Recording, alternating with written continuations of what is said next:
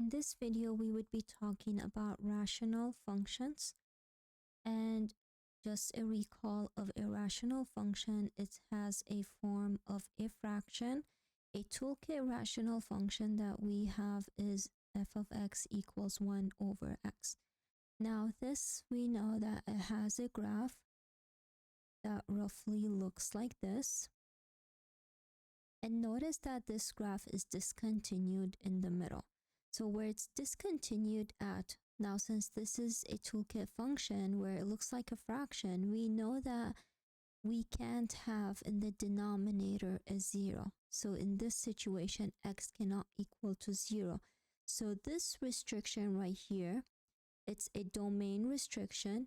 And also in rational functions, this indicates that the rational function has a vertical asymptote. So in order for me to find a vertical asymptote, I need to look at my function and I need to see the restriction of my function, or the restriction of the domain, since we only care about the x values for a vertical asymptote. So now right here, this is a rational function which looks like a fraction, which means that I cannot have a 0 in the denominator. So I take my denominator from this function, which is 2 minus x squared, and I set it not equal to 0. Just gonna rearrange my function. Plus 2, not equal to 0. Now I'm gonna solve for the x values that make this function be a 0, or this function equal to 0. So here I have to solve for my x, I am gonna either factor or use a quadratic equation. I will factor. So here the factors are gonna be negative x plus 1 and x plus 2 not equal to 0. So now here, for this to be a 0, I know that either this factor is equal to 0 or this factor is equal to 0. So now here I solve for x, so negative x equals negative 1, x is equal to 1, and here x is equal to negative 2. So these values of x right here, x equals 1 and x equals negative 2, are my vertical asymptotes. Now vertical asymptotes are always linear lines. So whenever you write your vertical asymptote, they're always gonna be in a form of an equation. So for a horizontal asymptote, for a rational function, I care about the numerator leading term and I care about the denominator leading term. So now right here, after I take the leading term of the numerator and the leading term of the denominator, I am going to look at the degrees of each of these. So if the degree of the denominator is greater than the degree of the numerator, my horizontal asymptote is always going to be at y equals 0. There's no math to be done here. As long as the degree in the denominator is greater than the degree in the numerator, horizontal asymptote is at y equals 0.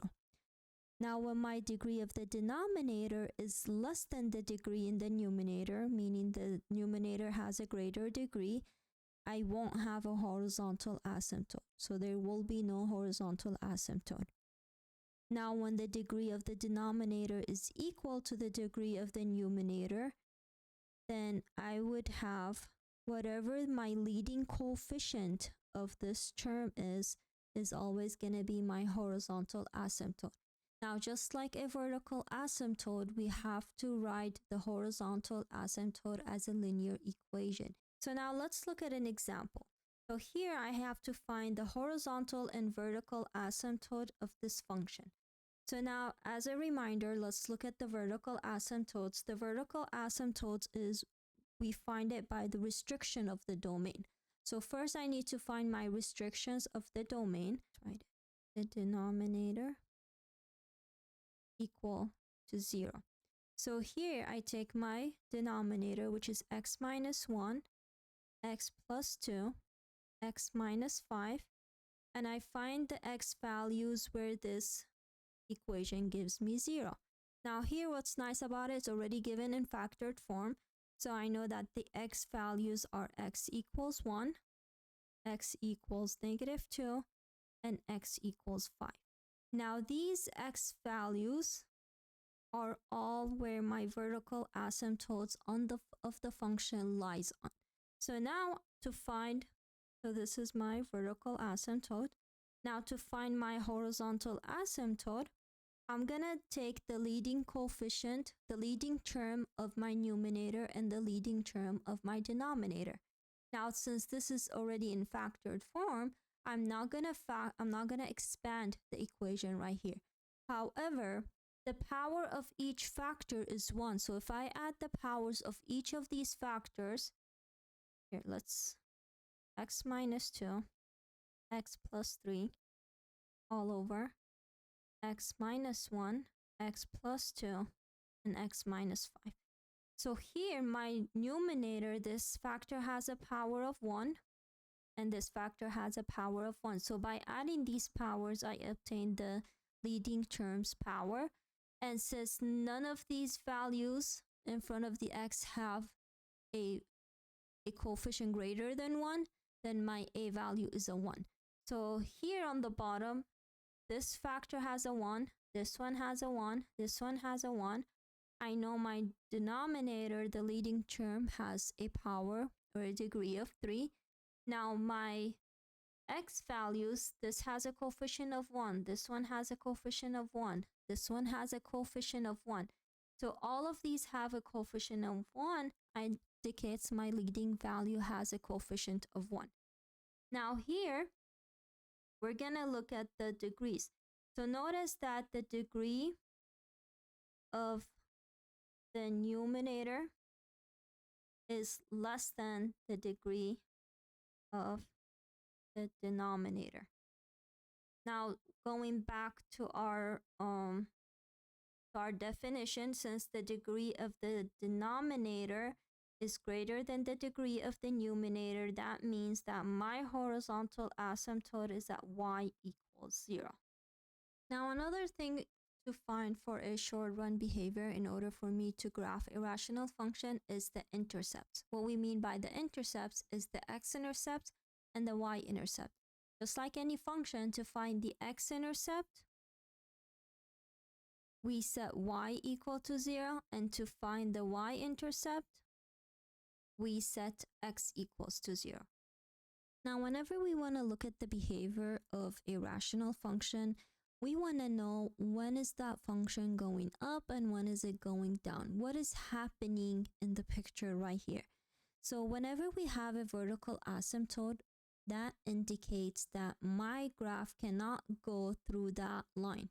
So we can look at it as we have a wall. So if I have a graph, for instance, and I have a vertical asymptote right here, whatever my graph is, I know that when it gets to that vertical asymptote, my graph cannot cross it.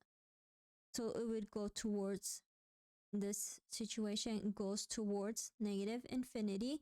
So let's say that my x equals a. So we say that as my x values go to that vertical asymptote value from the left side, my function or f of x would go to a negative infinity. And same thing, as my graph comes to that vertical asymptote from the right hand side, from the positive numbers, my output goes to negative infinity as well. So now here, how do I know how does my graph behave as it reaches that vertical asymptote? The power of each factor tells me how my graph behaves. So I have this red line is my vertical asymptote. So whenever my power is equal to 1, I know that my graph is gonna go in opposite way. Notice it could go, one going to positive infinity and the other going to negative infinity.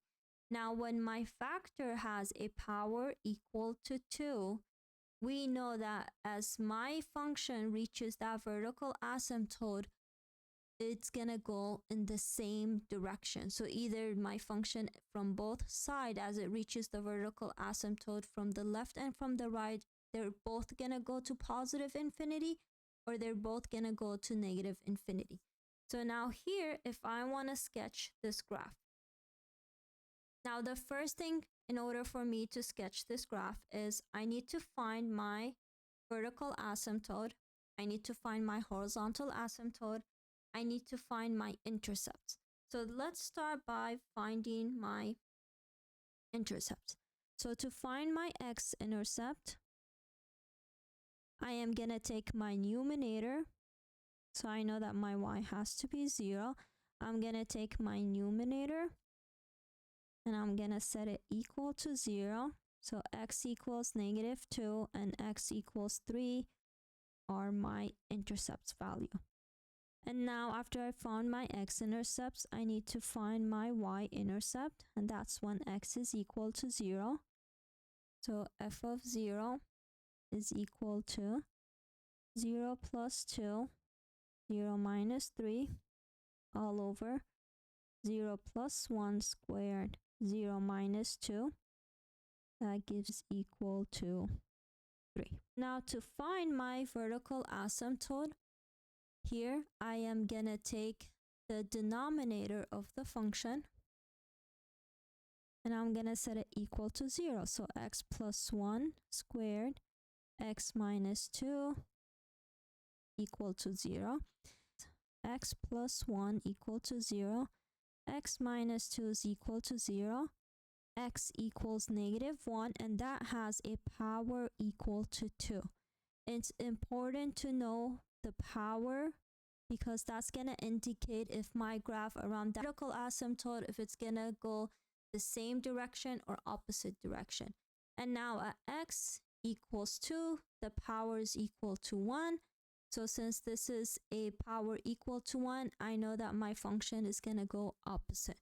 For x equals -1, I know that it's a power of 2, so I know that my function around this vertical asymptote is going to go on the same direction. So now here, my last thing, I need to find my horizontal asymptote. So notice right here, if I were to expand this function, I know at top I'm going to have an x squared, and on the bottom I'm going to have x cubed. Since the power of the denominator is greater than the power of the numerator, I know that I'm going to have a horizontal asymptote at y equals 0. So now to graph my function, the first thing I am going to input is my vertical asymptote. So I know that my vertical asymptote are located at x equals -1 and at x equals 2. So now I am going to input the other values. So I know I have x-intercept at -2, 0.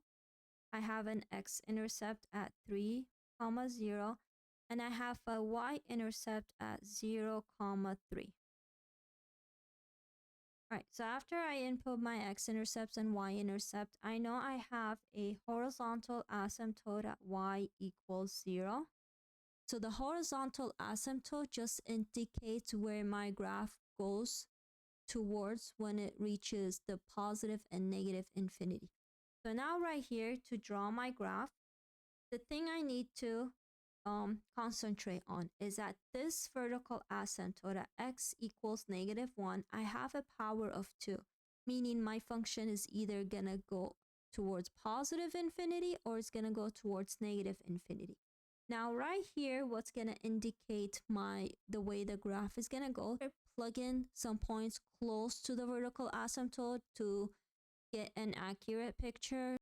So now right here, I know that I'm gonna cross my y-intercept right here. Now here, I need to cross my x-intercept. So crossing the x-intercept, and I know that my x-intercept, they all has a multiplicity of 1. This x equals 2 has a multiplicity of 1, and x minus 3 has a multiplicity of 1, which indicates that my function crosses this x-intercept. Now here at x equals 3, I know that I have the vertical asymptote at x equals 2 with the power of 1. So at that vertical asymptote, my graph is going to go opposite direction. So if this right here goes upward like that, at this x values, I know my graph has to go downwards. As the long run behavior, my graph is going to go close to zero, close to the horizontal asymptote, but it will never crosses it.